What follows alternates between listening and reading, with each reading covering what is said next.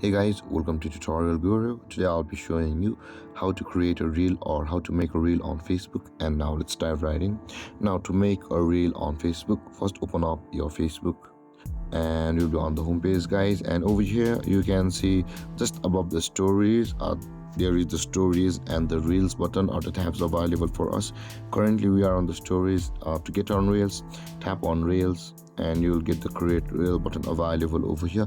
Now in order to proceed to make a reel, tap on create reel and let's start a new reel. For currently, let's close this. And over here, guys, after landing on this page, at the top of the screen you can see a bunch of lists where you will be able to see the camera and the draft.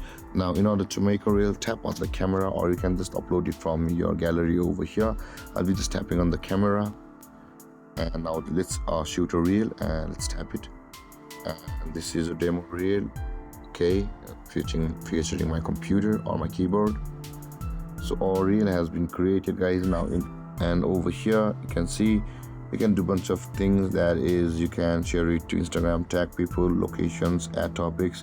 You can also boost your reel, but you'll have to pay for it.